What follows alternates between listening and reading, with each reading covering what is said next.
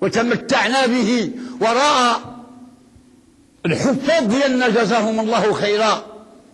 تمتعنا بالقرآن من أوله إلى آخره، لكن نسأل أنفسنا ماذا طبقنا منه بعد خروج رمضان يا إخواني؟ هذا هو السؤال اللي خصنا نسأل به بعضنا بعض. ماذا طبقنا مما سمعنا طيلة شهر كامل المسلمين؟ وأن تسمعوا القرآن ليل نهار، تسمعوه في الشوارع، في المساجد، في الإذاعات، في القنوات، لكن أسألك بالله ماذا طبقت منه؟ ماذا طبقت منه على زوجتك؟ ماذا طبقت منه على أبنائك؟ ماذا طبقت منه في تجارتك؟ ماذا طبقت عنه في نظرك؟ ماذا طبقت منه في سمعك؟ ماذا طبقت منه في كلامك؟ بالله عليك قل لي ماذا طبقت منه؟ نعم يا إخوان، هذا يخصنا نبكي على أنفسنا بالليل وبالنهار يا إخوان. هذا الدواء وإحنا كنئنوا من الأمراض، راسي، ظهري، كرشي، استعمل الدواء أخي، غير شافك رب العالمين استعمل الدواء. الدواء للكرش، الدواء للراس، الدواء للودنين، الدواء للعروق، الدواء لكل شيء. لكن فين احنا يا إخوان؟ ثم أكرمنا رب العالمين بجار شهر رمضان، وهو شهر شوال يا إخوان. هذا بهم فارقونا يا إخواني، لكن هل استفدنا منهما؟ هذا هو السؤال. واستفدنا من رمضان وشوال؟ ورب العالمين أكرمنا بهذا الرسول الكريم الذي أخبرنا وقال في حديثه الصحيح المشهور: من صام رمضان إيمانا واحتسابا وأتبعه بست من شوال فكأنما صام الدهر كله. خير كبير يا إخواني، يخليك مرتبط غير 6 أيام، صمتي شهر كامل، شهر شوال صم غير 6 أيام. باش ما تنساش الخير رمضان، صيامه، تلاوة القرآن فيه، الكرام فيه، خير، كل الخيرات كلها فيه يا إخوان. نعم. لكن بعد خروج رمضان وشوال ماذا حل بنا يا إخوان؟ هذا هو السؤال. لو خرجت وبديت المسلم هذا من أول تسألوه تقول له الله يرحمه يا دين سميت هذا الشهر العربي هذا يحملق هكذا يمشي حاله كاع ما يهدرش معك. نعم يا إخوان. وهذا القرآن أخبار أنزله الله لنقرأه وندرسه ونفهمه. قد جاءكم من الله نور وكتاب مبين يهدي به الله من اتبع رضوانه سبل السلام ويخرجهم من الظلمات إلى النور بإذنه ويهديهم إلى صراط مستقيم. نعم يا إخوان، ما كاينش اللي يهديك للحق من غير كلام رب العالمين. إخواني الكرام، رب العالمين أخبرنا في سورة التوبة قال: إن عدة الشهور عند الله 12 شهرا في كتاب الله يوم خلق السماوات والأرض منها 4 حرم. عندهم مكان عظيم عند رب العالمين يا إخواني، ذلك الدين القيم. اسمعوا اسمع سيدي، اسمع رب العالمين باش كيخرج: فلا تظلموا. هذه اللي خصنا نتواصوا بها من دابا حتى يخرج شهر محرم. الكل أمة بخير، الأخوة، الصدق، الأمان، التعاون، الانتصار، تلاوة القرآن، حفظ الأحاديث، حفظ كل شيء. هكذا خصنا نقولوا. العالمين أمرنا بهذا: فلا تظلموا فيهن أنفسكم. ذو القعدة وذو الحجة ومحرم ورجب الفرض 3 متواليات وواحد فرض. نعم يا إخوان. واسأل ماذا أعطى الله فيها للأمة في الشهور يا إخوان. اسأل كلام رب العالمين شنو يعطيك في الشهور.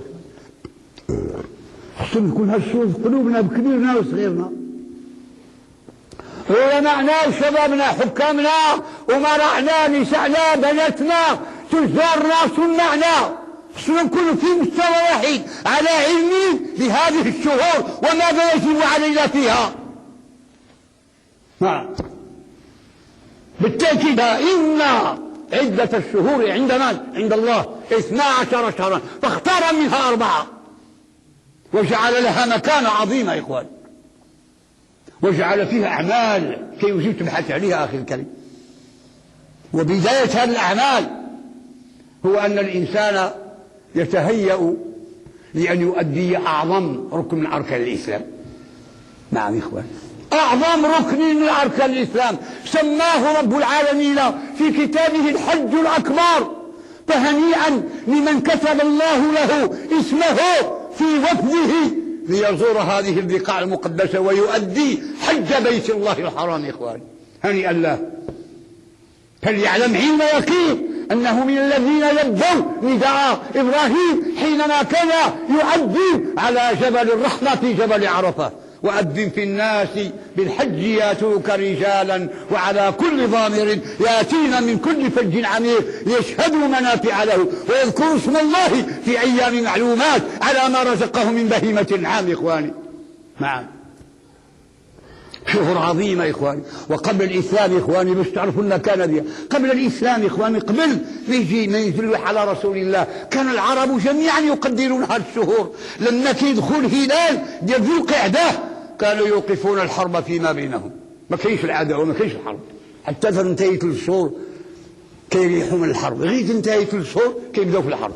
لما يعلموا بدخول شهر رجب يوقفون الحرب حتى ينتهي شهر رجب، إكراما وإجلالا واحتراما وتقديرا وتعظيما لهذه الشهور الأربعة، لأن الله عظمها وأخبرنا قالنا فيها: فلا تظلموا فيهن أنفسكم، وأمرنا بالجهاد في سبيل الله. لكن ما سمعنا كلامه يا إخوان.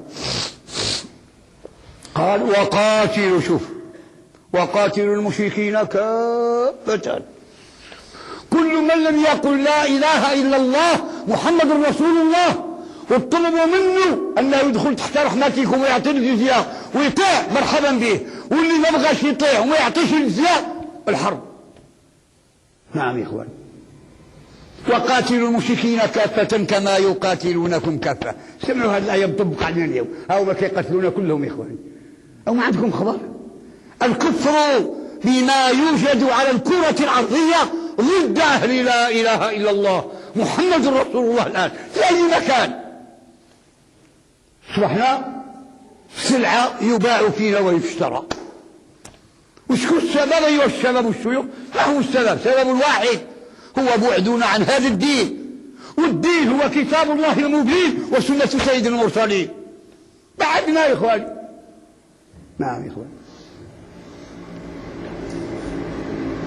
ثم كيعطينا السلاح اللي ما كيتغلبش، ما بغيناش نسمعه.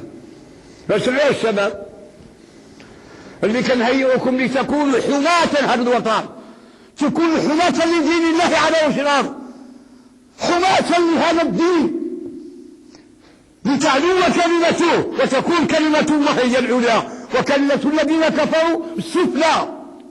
نعم يا إخوان، وقاتلوا المشركين كافة كما يقاتلونكم كافة واعلموها أن الله مع من؟ مع المتقين. الله معكم المسلمين، تحركوا جندوا في سبيل الله. يقلكم اللي ما تغادي يمشي حياة لا، واش ما تقتلوش بكلام رب العالمين المسلمين؟ ولا تحسبن الذين قتلوا في سبيل الله أموات بل أحياء عند ربهم يرزقون فرحين بما آتاهم الله من فضله. ما كنت مقتل في السلاح أخي الكريم، جاهد ما غير نفسك، جاهد نفسك أخي الكريم، نظمها، علمها، شدلها، علم زوجتك، حبب زوجتك، ربي زوجتك، ربي وليداتك، ربي إخوانك، ربي الوالدة ديالك، ربي الوالد ديالك. ما نطلب منك غير هذا، لأن أكبر جهاد هو جهاد النفس المسلمين، هو أن نتغلب على هذا النفس العمارة بالسوء التي نطقت فيها زليخا في سورة يوسف. نعم، وقالت: وما أبرئ نفسي، نفسي اللي غلبت علي. احنا غير بشر يا إخواني، راهي لنا عنكش الله وما عصمكش رب العالمين، راك تركب 100 مصيبة وواحدة مصيبة في النار، لكن استعين بالله. وما أبرئ نفسي إن النفس لأمارة بالسوء إلا ما رحمها، إلا ما رحم ربي إن ربي غفور رحيم. نعم يا إخوان،